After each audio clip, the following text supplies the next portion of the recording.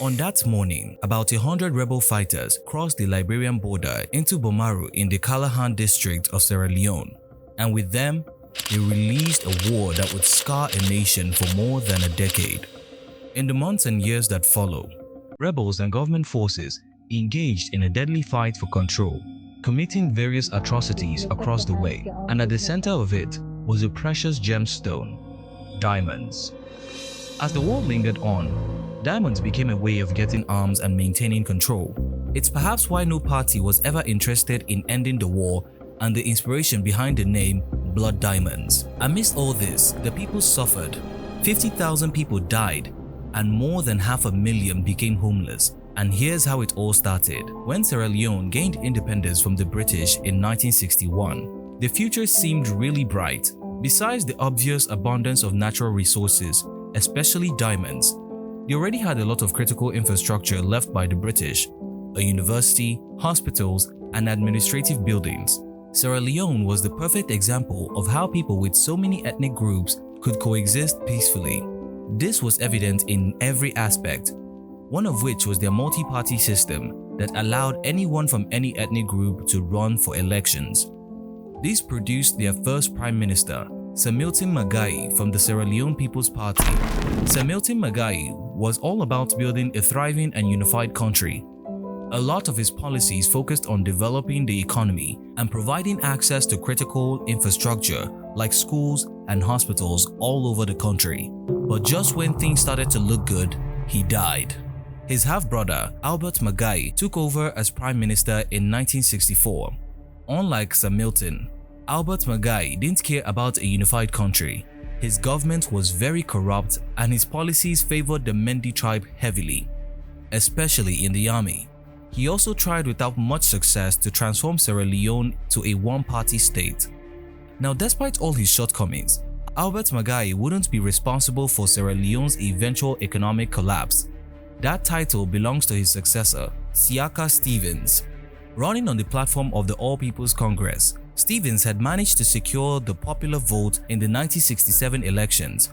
Coming into power, many people expected Stevens to correct the injustice by Albert Magai's government, but Stevens had other ideas. First, he deliberately weakened state institutions to concentrate power in his hands. This included banning all other political parties. Next, he began to monopolize the country's resources such that within a short period of time, power and wealth in Sierra Leone were mostly in the hands of Stevens and his loyalists. This essentially meant that the rest of the population were living off scraps.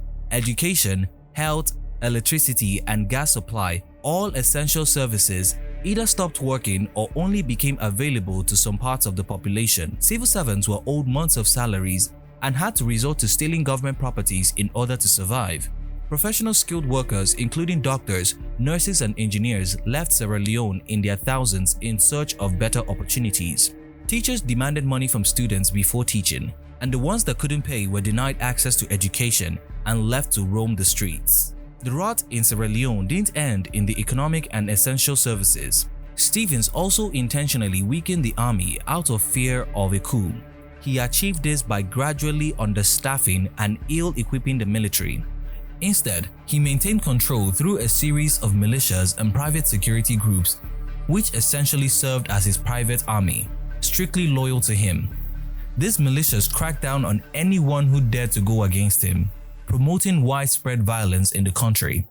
The apparent lack of law and order soon became the norm in the country, and violence became a go-to tool for pursuing economic and political interests. In 1987, an aging President Stevens transferred power to Major General Joseph Momo, a successor handpicked by him. Momo wasn't any different from Stevens. He was a drunk and womanizer, and he had almost no leadership qualities save for the ones he gained during his time with the army. His leadership inexperience quickly became evident as things only got worse. There was still a lot of corruption in the government, and Momo failed to solve any of the pressing economic issues. From a state of economic decline to a total economic collapse by 1990, becoming the least developed country in the world. With the worsening economic situation and widespread violence, Sierra Leone descended into a state of chaos. as the government could no longer maintain authority in every region. All these laid the groundwork for the war that was to come. In the early hours of March 23, 1991, about 100 rebel fighters crossed the border into Bomaru, eastern Sierra Leone. They immediately launched an attack and took the town with minimal resistance. Bomaru would remain an important base of operation for the rebels throughout the war. Weeks after the attack, it became clear who the rebels were. They were members of the Revolutionary United Front, under the orders of Foday Sanko, a former army corporal, with some help from the Liberian rebel leader and future president Charles Taylor. The RUF came with an agenda of freeing the people from years of oppressive rule by the APC. And at first, the people of Bomaru were happy with RUF control. They were fed up with the APC's years of neglect and oppression. And maybe, just maybe, this rebellion would bring change. They were wrong. Very wrong. They were forced to farm for the rebels while they went out to fight. Their food was taken and given to the fighters while they were left to fight for scraps. The RUF were also very ruthless. Anyone who dared to challenge their authority was killed. They were essentially in a worse situation than when they were under the oppressive APC regime. So if the RUF weren't all about liberating the people, what did they really want? In simple terms, they wanted control. Initially established in the late 1980s, the RUF's initial ideology was focused on liberating the people of Sierra Leone from a corrupt and oppressive government. Commanded by Foday Sanko, a former army corporal, the RUF had two major players: Abu Kano, a university graduate, and Rashid Mansare, an activist who had fought alongside UNITA for Angolan independence. All three of them had spent time together in Muammar Gaddafi's training camp in Libya. There, they learned more than just guerrilla warfare. They were introduced to the ideology of People's Revolution. But once they returned to West Africa, idealism gave way to opportunism, and their so-called revolution became nothing more than a campaign of terror. The RUF had gone from freedom fighters to a ragtag group of marginalized youth, foreign fighters, child soldiers, and illegal diamond miners, which explained why the RUF seemed to concentrate its attack on the diamond-rich areas of Sierra Leone. The leaders of the RUF were driven by a thirst for power and wealth, while the rank and file followed either because they were brainwashed, under the influence of drugs, or because they lacked any real choice in the matter. Children were taken from their homes and made into killers loyal to the RUF, and child soldiers will remain a pretty common theme until the end of the war. In essence, the RUF lacked any real support from the people. They had almost no ideological or political agenda. They wanted only one thing: control, and the government made it particularly easy for them. The response to the attack on Bomaru was pretty poor, both from the government and from Sierra Leone's army. The poorly equipped SLA couldn't mount a proper offensive attack against the better equipped RUF rebels, so they just let them be, at least for now, and that would turn out to be a grave mistake. The RUF, seeing the army's poor response, were emboldened to try more attacks. They focused on diamond-rich areas of southeast Sierra Leone, taking various towns and provinces, and unleashing a wave of violence along their trail. The people in the captured town became slave workers for the RUF. Men were forced to work on farms and diamond mines, while the women were beaten and raped. Children were forced to take up arms against their community and other members of their nation, and the army was mostly ineffective to stop any of it, thanks to the former President Stevens' policies. His intentional weakening of the army meant that the army was spread too thin to protect various areas at the same time, and when they weren't spread too thin, they were ill-equipped against a RUF that had some of the best guns and weapons.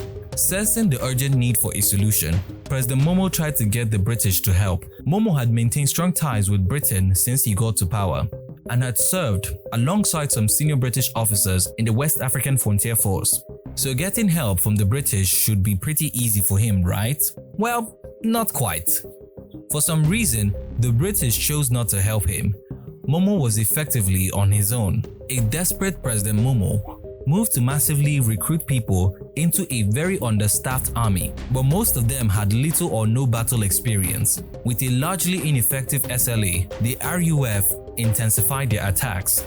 moving from towns to more economic interest, especially diamond mines. Many soldiers lost faith in the army and resorted to working with the RUF to secure their personal interests. This brought about the Subel phenomenon, where men of the SLA were soldiers during the day and rebels at night. They also provided critical intelligence to the RUF, which made the task more impossible for an army that was already spread too thin. Morale amongst army officers was on the floor, and that's when a group of soldiers decided to take action.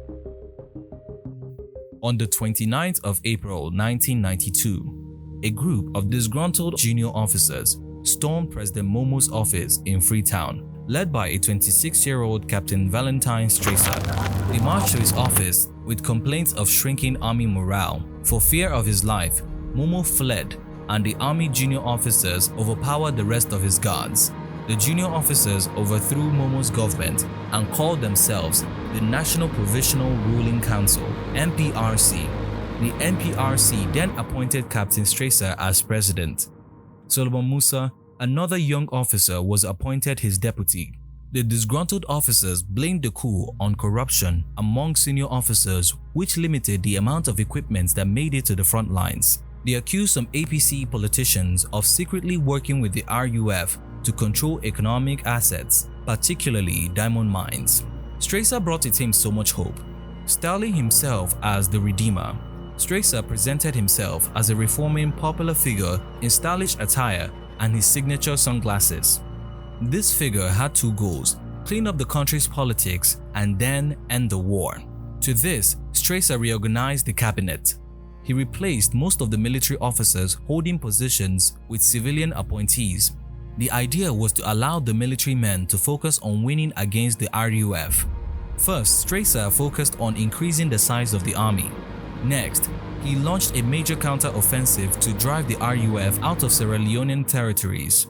For a while, the counter-offensive worked. Between November 1992 and March 1993, the formerly ineffective army managed to take back the diamond fields in southeastern Sierra Leone. They even managed to drive the rebels out of Sierra Leone completely. To any observer, it would seem that Strasser's counter-offensive was working magic. As it turns out, that was half the truth. Who was Charles Taylor? Since the start of the conflict, the RUF had been backed by Charles Taylor and his own rebel group, the National Patriotic Front of Liberia. Taylor had been supplying the RUF with men, weapons, and other logistic support, but he had been unable to supply them at the time of President Strasser's counter-offensive due to his opponent taking control of the border with Sierra Leone. That was about to change as Taylor managed to take back control from his opponents. So who was Charles Taylor, and why did he seem to have so much interest in Sierra Leone? Besides his involvement in the 1980 Liberian coup that brought Samuel Doe to power, Charles Taylor was a convicted felon who had only managed to escape prison thanks to the CIA. Yeah, that's right. It's hard to say if Taylor was a pawn in a much larger game, but his interest in Sierra Leone can be tied to two things. One was political, and the other was, well, diamonds. Politically, Taylor had faced major resistance to his movement in Liberia due in part to Nigeria's involvement in ECOMOG, but also the Sierra Leone's government's constant cooperation with ECOMOG. This included allowing them to use Freetown's Lungi Airport as a base for their fighter jets. Diamonds also increased Taylor's interest in Sierra Leone. For a long time, Sierra Leonean diamonds had been sold on the black market in Liberia, and supporting the RUF meant that he could gain control of some diamond mines. Whenever the RUF captured a diamond mine, they would send the diamonds to Taylor in exchange for food and weapons. An agreement that served Taylor perfectly. It's probably why Taylor was not eager to see the war end, especially in the latter stage. But it wasn't just him.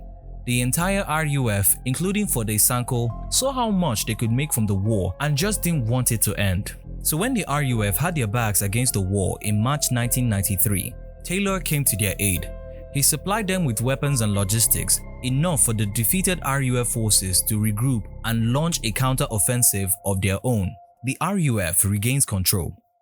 Towards the end of March 1993, the RUF once again crossed the Liberian borders into Sierra Leone. With deadly speed and efficiency, the RUF retook strategic positions in southeastern Sierra Leone, and all the SLA could do was watch.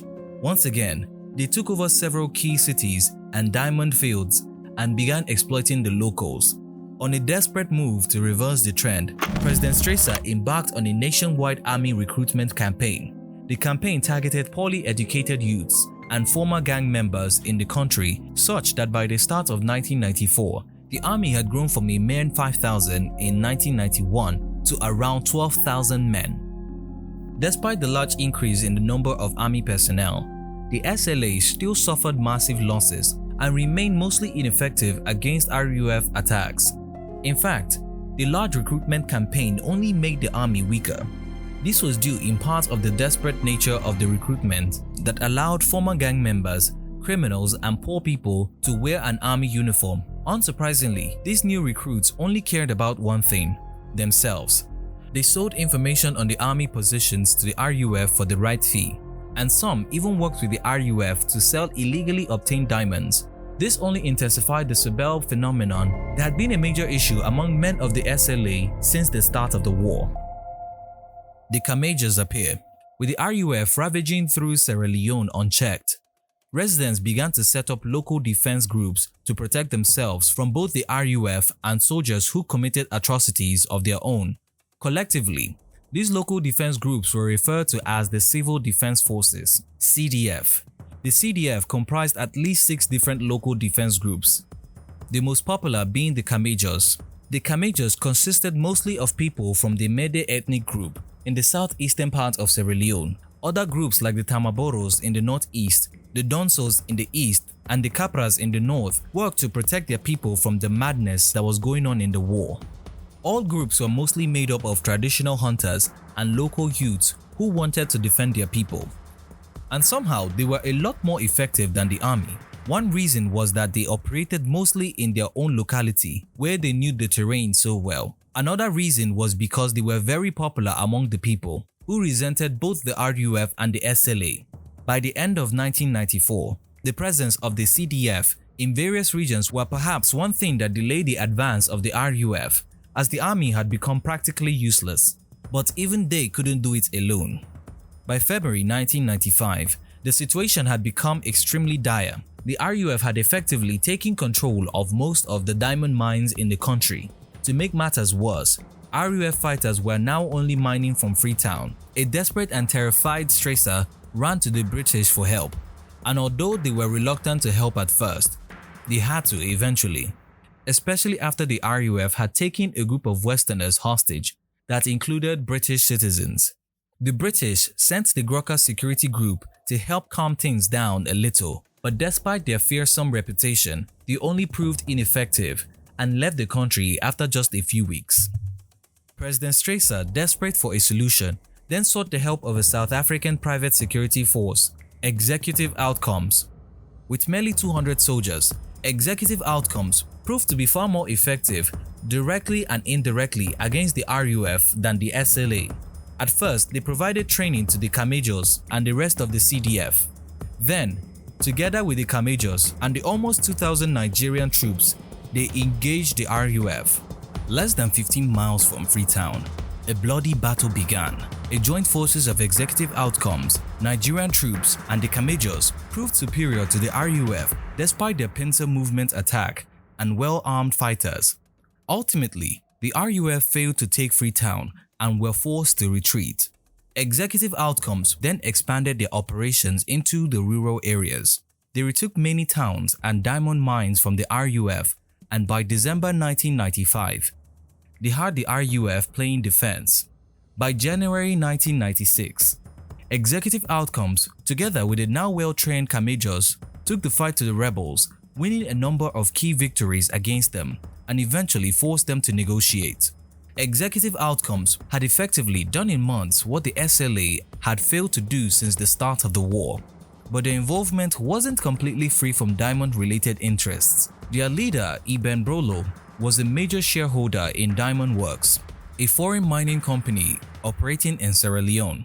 Executive Outcomes also seemed focused on retaking diamond mines rather than simply pushing the rebels back. With RUF on retreat and the restoration of some level of law and order in Sierra Leone, the British and American government mounted pressure on Strasser to facilitate the transition to civilian rule, and elections were scheduled for February 25, 1996. However, in a surprising move, Strasser was overthrown by Brigadier General Julius Maada Bio, who claimed Strasser wanted to hold on to power. Democracy before the storm. Despite fears that he too wanted to hold on to power, Maada Bio went ahead with the election as scheduled. Ahmed Tijan Kaba of the Sierra Leonean People's Party won the elections in the second round with 59.9% of the votes. Under Kaba, training the Kamajors by executive outcomes intensified. The Kamajors soon became a major force to be reckoned with. Although a lot of people criticized Kaba for using them as his private army, despite the criticism, there was no doubt that the Kamajors had become so effective. Along with executive outcomes, they mounted further offensives on RUF positions between March and November 1996, eventually forcing Sanko and the RUF to a peace agreement in November 1996. The peace agreement, however, came with one big clause. Executive outcomes was to leave Sierra Leone in January. They were to be replaced with a more neutral UN peacekeeping force. Ironically, that was the only clause that was ever respected in the peace agreement. Bloody months. Following the departure of executive outcomes and the UN's failure to quickly mobilize a peacekeeping force, Sierra Leone descended into chaos. President Kaba was overthrown in a coup led by Major Paul Nkrumah. Amidst the chaos, Kaba was airlifted out of Sierra Leone to Conakry in neighboring Guinea. The coup had been instigated by SLA officers who feared Kaba's downsizing policy that looked to reduce the size of the army and instead rely on the Kamajors. Many army officers found this distasteful and became increasingly critical of Kaba because of this. However, the coup couldn't have come at a worse time. With the lessened security atmosphere around the country, violence became widespread again. Looting and fighting became commonplace, and the violence reached its peak when the Minister of Finance was torched alive. Amidst the chaos, the new head of state, Major Nkrumah, formed an alliance with the RUF called the Armed Force Revolutionary Council, AFRC. He then named RUF leader Fode Sanko as his deputy. Despite the fact that Fode was in detention in Nigeria, and the RUF in their usual fashion ushered in an era of brutal violence against civilians. During this period, the RUF committed many atrocities against civilians. People thought to be loyal to the ousted President Kaba were tortured, amputated, beaten and raped, and when the violence reached its peak, ECOWAS interfered. They called on the peacekeeping force ECOMOG, a 4,000-man strong force, to restore some form of order and maintain the strict sanction imposed by ECOWAS. These sanctions were part of a three-dimensional strategy implemented by ECOWAS to force Nkrumah out of power. Eventually, they had settled for a 6-month peace plan. This plan, called the Conakry Peace Plan, sought to secure an end to the fighting along with a safe transition to civilian rule by April 1998. In reality, the peace plan was just a distraction. In February 1998, a combined force of ECOMOG and the Kamajors launched an offensive against Nkrumah. Within 1 week of fighting, an ousted Nkrumah's government along with his RUF allies. With the RUF out of power, President Kaba returned. His government, however, still faced issues, especially with escaped RUF fighters who continued to attack ECOMOG soldiers and the government. These escaped RUF fighters proved difficult to deal with for a number of reasons. First, the roads outside Freetown were mostly bad, meaning ECOMOG could hardly maintain any presence outside the capital city. They also faced problems with communication, low morale, and the RUF knew the terrain far better than they could. Despite these challenges, ECOMOG still managed to maintain control in Freetown, and by July 1998, the United Nations deployed their own peacekeeping forces, the United Nations Observation Mission in Sierra Leone. They focused on monitoring security situations rather than actively interfering. Eventually, the plan was to replace ECOMOG with UNOMISL. The UN believed the war was more or less over. Their mistake. ECOMOG soldiers continually engaged the RUF in various battles across the country, and they actually managed to score some victories initially. But as the RUF attacks got worse, ECOMOG could no longer contain them. Things reached a climax when the RUF launched an attack on Freetown. In January 1999, the RUF, with a lot of help from Charles Taylor, who was now Liberian president, invaded Freetown. However, this attack was a lot different from the usual RUF attacks. Codenamed Operation No Living Thing, the RUF went about killing and torturing innocent civilians.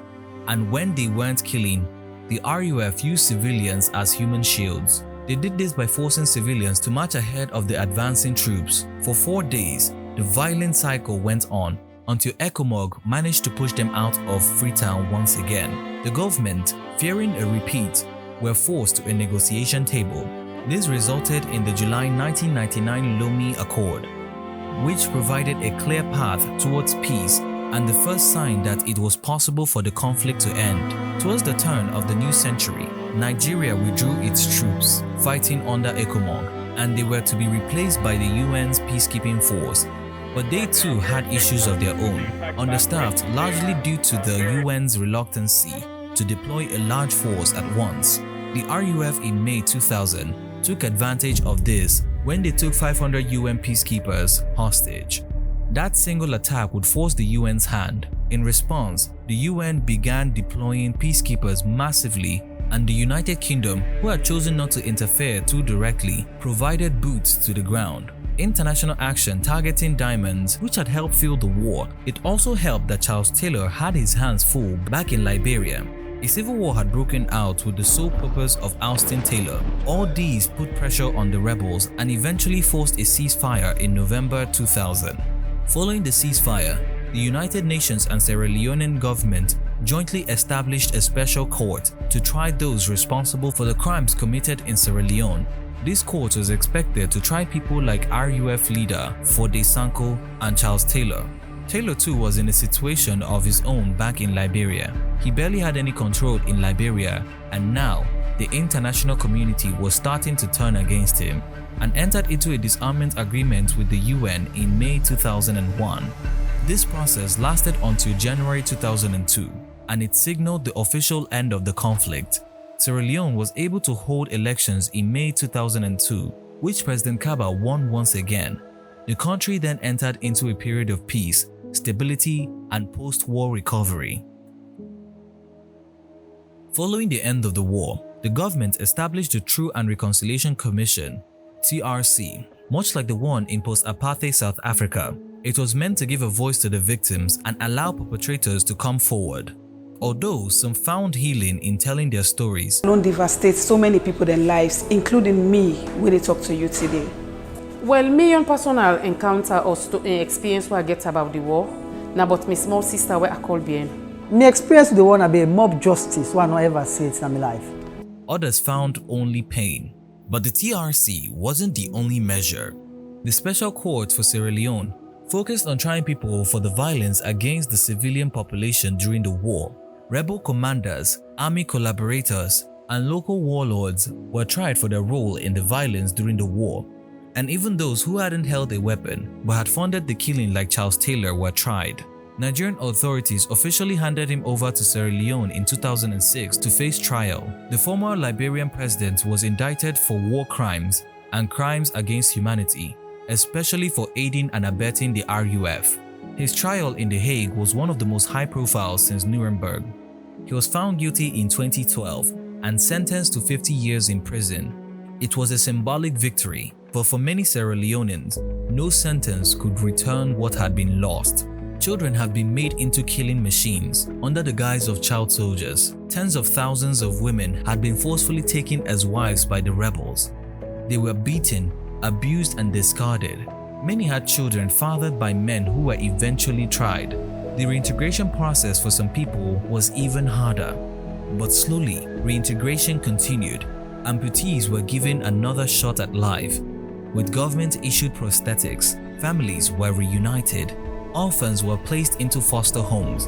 And amidst all this, international communities began a process that would ensure no one ever had to die over diamonds again. They called it the Kimberley process, and it imposed a certification before any diamonds can be sold. thereby making it difficult to sell illegally obtained diamonds. This was the first major step to prevent a war fueled by diamonds again. But can a paper certificate really stop heartless warlords?